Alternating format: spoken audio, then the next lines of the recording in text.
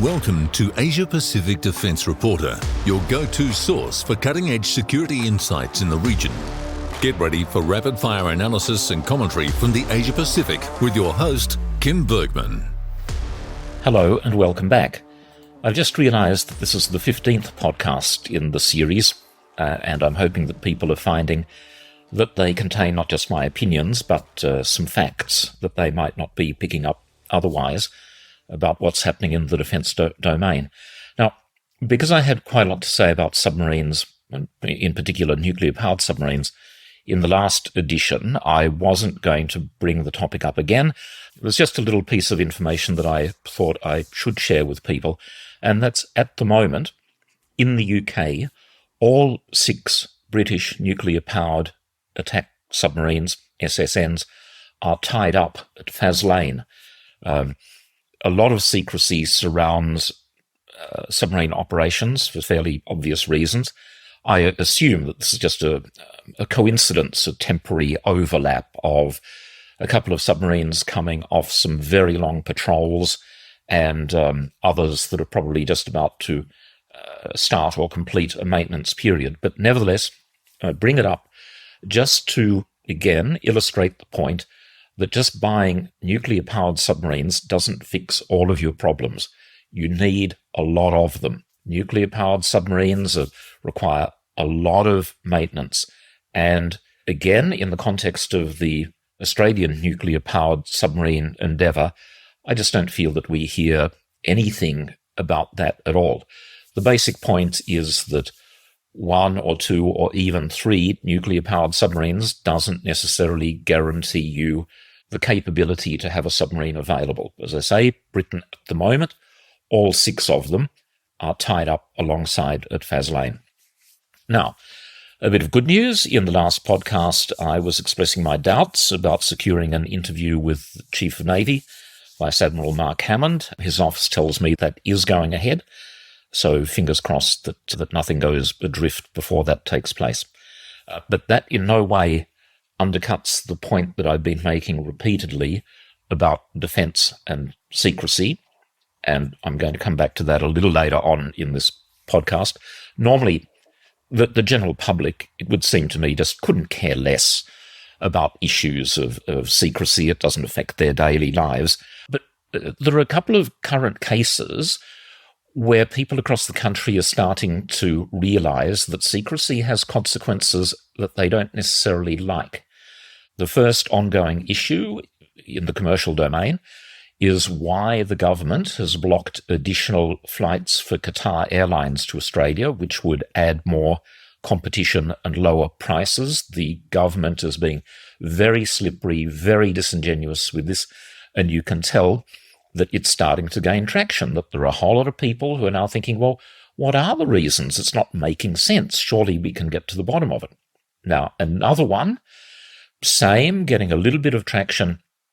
The government, well, under the previous coalition government, tightened up information being released about ministers' use of VIP aircraft, citing security grounds that I don't think have any real basis in fact. We're now finding out that the Defence Minister, Richard Marles, has racked up $3.5 million worth of VIP flights. The government won't say to where, but the suggestion is that he has been taking these flights from Canberra to Avalon Airport to save himself some driving time between Avalon and his home. Now, these are the practical consequences of secrecy. It's not just journalists getting frustrated and journalists not being able to properly do their job. Large numbers of people can now see that by keeping stuff secret, it's a recipe for bad government. It's just a matter of common sense. The easiest and by far the cheapest way to guarantee high-quality government is for there to be as much transparency as possible.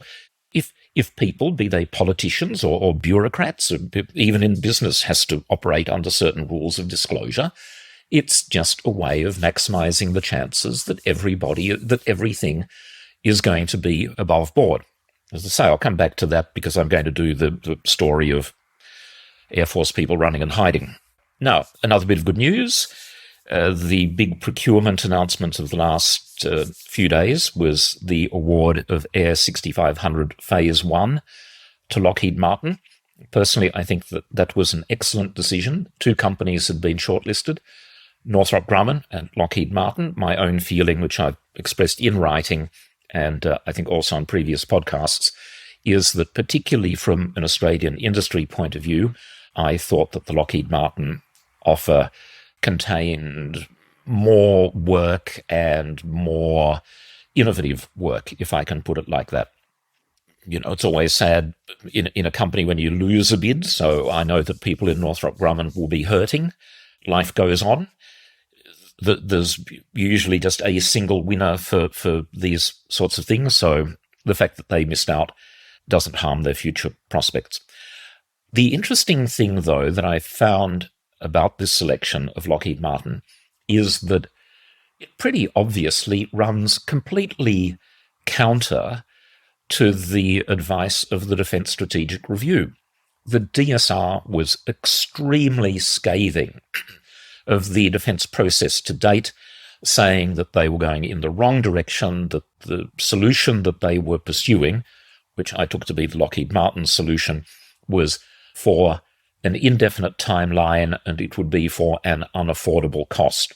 Wow, that was a pretty heavy smackdown. But obviously the defence have said, forget that, we're just going to go ahead. And of course that raises the question, what else in the DSR is defence going to ignore when it doesn't suit them? Personally, I'm not a huge fan of the DSR. I've expressed that before. For me, I didn't see anything particularly strategic about the way that they went through the process. To me, it seemed to be more a collection of ad hoc ideas and people's personal views rather than the end product of very detailed research and consultation. I might be able to say a little bit more about that in the future.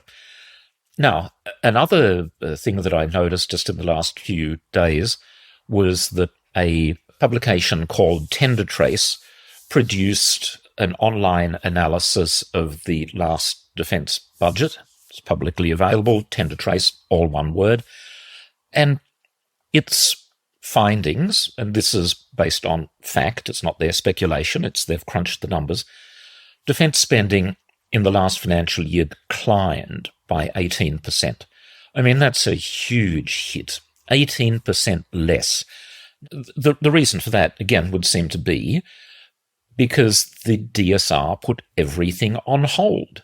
It wasn't meant to, well, that's what we're all told publicly, but the feedback, of course, that I and others got from industry was that stuff had ground to a halt. Now, rather than just repeating that over and over again, we can put a metric to it, defence spending down by 18%, and defence won't get that money back. I explained that in budgetary terms, that's it. There's just no mechanism for returning unspent money to the portfolio. So that's just gone. Another finding there, having analysed where that reduced amount of money is going, of the $12 billion that went on hardware, around 8% went to Australian-owned companies. 8%. So 92% of the defence spend went to foreign-owned entities, principally the United States and principally the foreign military sales system. Now, honestly, I've brought this up before, but again, I'm now able to put some hard numbers to it and say this overuse of the FMS system, it's a critical issue. The government really needs to put more pressure on defence to explain why they want to get so much out of the FMS system and why they don't look at direct commercial sales or why they don't look at spending the money in Australia.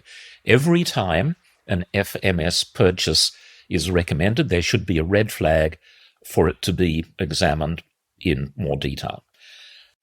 Now, another little part of the Defence Strategic Review, a well-connected source suggested to me that the development in Australia of the MQ-28A Ghost Bat. This is being done by Boeing and Boeing Australia and a number of Australian entities, that the DSR is being used as an excuse to shift a lot of that work from Australia to the United States.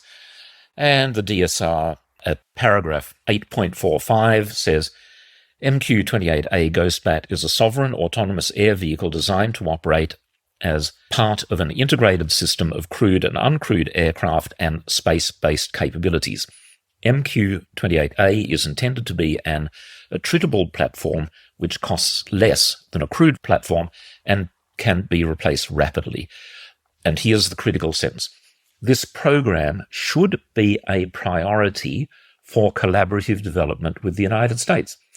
Now, again, as I say, it's been suggested to me that this is being used as the excuse or the cover to palm off more of the work to the US component of it on the basis that there are still, it's hard for me to believe, but there are still a number of Air Force officers who don't believe that uncrewed systems are suitable for combat.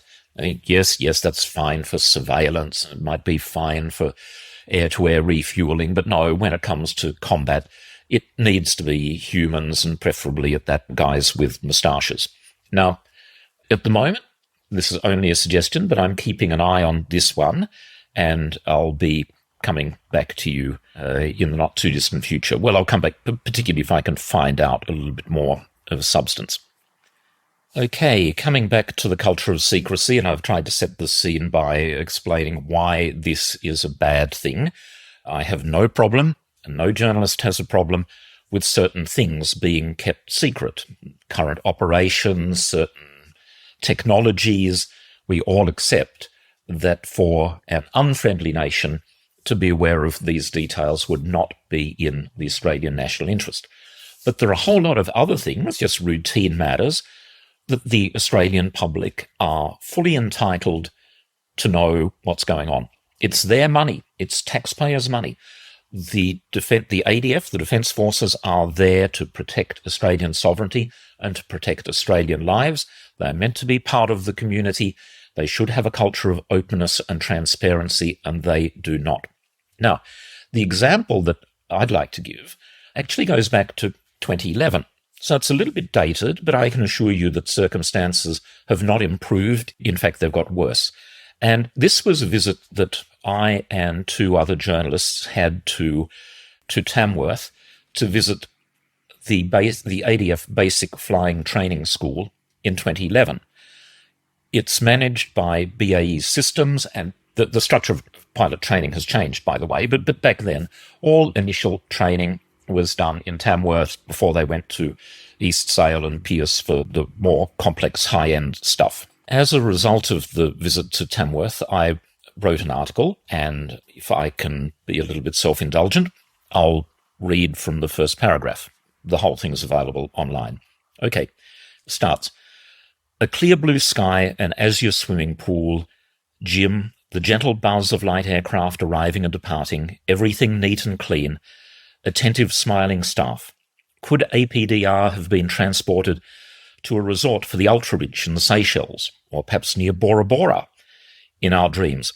In fact, the location is the Tamworth Flying School, operated by BAE Systems, and while it is not actually a tropical paradise, it is in fact very pleasant. Now, that was the start, so you can get the flavour of this.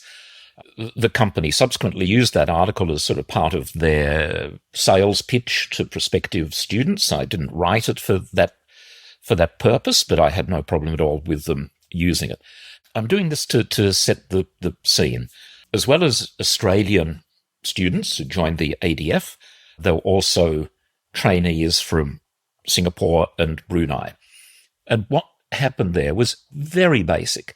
There's almost no military content whatsoever. That comes later in the careers of pilots. But basic flight training is the theory of flight, some classroom stuff, and then in a very small single-engined plane with fixed undercarriage, known as a CT-4, They do a number of hours and they gradually build up their level of proficiency. And as I say, a friendly and relaxed approach to the extent that we could tell, and this is what I'm leading to. In fact, when I went for my flight, to give you an idea of what it was like, because after being kitted up and being introduced to my flight instructor and seeing this very small aircraft, I expressed doubts as to whether it could take off with my bulk included. And he explained to me, he said, no, what we'll do is we'll just fly straight and level and we'll let the curvature of the Earth do the hard work. So at the beginning, we had an initial briefing from BAE Systems outlining the program, but then at the end of it came the statement, Defence staff will acknowledge your presence but are not authorised to communicate further. What the... And we all thought and said, what is this about? What dimwit would come up with banning at such a basic training institution interaction with defence students and staff? It serves no purpose. The questions that we would have had, if we had questions rather than just general chit-chat, would have been, why do you want to be a pilot? Where are you from? Are you interested in helicopters, or is it the fixed wing? And that sort of stuff. But no, completely banned, no interaction permitted, and not even an excuse provided as to why that was the case. Now, who came up with that?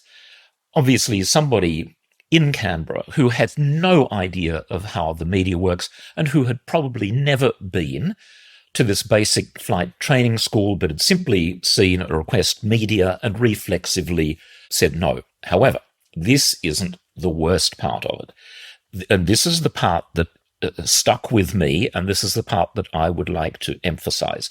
It was the interpretation of this instruction. We were there for 24 hours, and on 3 occasions, when we were walking down corridors to different meetings, we saw RAAF personnel, all of whom immediately, on seeing us, ran back to their offices and closed the door, and in one case, we could hear very loudly the lock click. And I mean, what sort of nonsense is this? Were these people hiding under their desks rather than having to say hello to a journalist? Well, the level of fear did appear to be something like that. My point is, what sort of appalling message did that behaviour and that instruction send out to the 70 or 80 Australian students who were on base, some of whom will undoubtedly end up in very senior positions in the ADF? Clearly the message that they were getting from the memo and from this just ridiculous behaviour of their superiors was, fear the media. The media are the enemy. Do not interact with the media. The media will destroy your careers. Now, I'm sure that all of those 70 or 80 students, again, have friends and family and things like that. Presumably, at least some of them would have been repeating this message. And it helps explain, when you become aware that this is presumably quite routine, and I can assure you this sort of behaviour continues to this day. In fact, as I say, for me, it seems to be getting worse. When you overlay that with draconian national security laws about releasability of information, Australia being one of the least transparent Western democracies, it helps understand where we are in this climate. It's just not healthy. It's not good for the country. The fish rots from the head. It requires ministers, in particular Richard Marles and Pat Conroy, to lead the way and to also make it clear to senior people in the department that they are to be open, transparent, and helpful. Now, in the last 12 months, I and other journalists have spoken several times to senior Biden administration figures.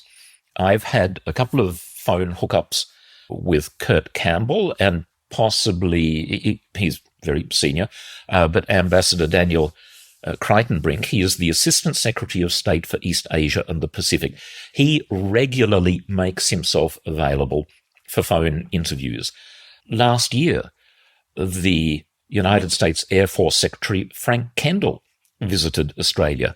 I assume he was the one that insisted on speaking with Australian journalists. He regarded it as part of his job to brief us. We had a meeting in R1. Our Chief of the Air Force, Air Vice Marshal Chipman, was there. He looked like he really didn't want to be there. We've never seen him before or since. Anyway, it's Frank Kendall doing all of the talking. Again, as open and helpful as he possibly could be. Now, just a few months ago, another equally senior US military figure was in town, the Commandant of the US Marine Corps. He's just recently stepped down, David Berger. He wanted to speak to journalists, and when we asked him quite early in the piece, since our own people avoid us like the plague, we asked him, so why do you want to do it? And he said, because it's healthy to have my ideas challenged. He said, I learn things by being asked questions. It allows me to understand your areas of interest. It allows me, when I go back to the United States, to use this experience that I've gained to share your views and your concerns with my colleagues. And by the way, he didn't quite say it this bluntly, but when you're a senior figure and on top of your brief, you should be able to answer questions from journalists. You shouldn't be running and hiding from them.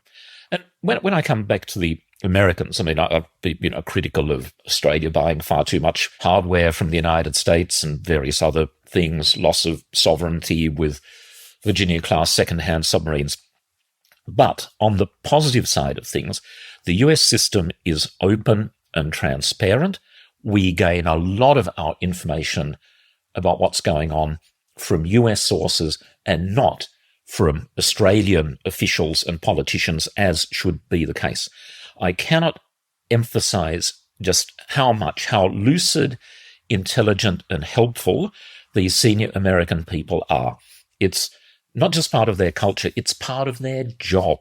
It's part of their job to explain to the outside world via the media what it is that they're doing, answer questions, provide information, try and make sure that we are as well informed as we possibly can be.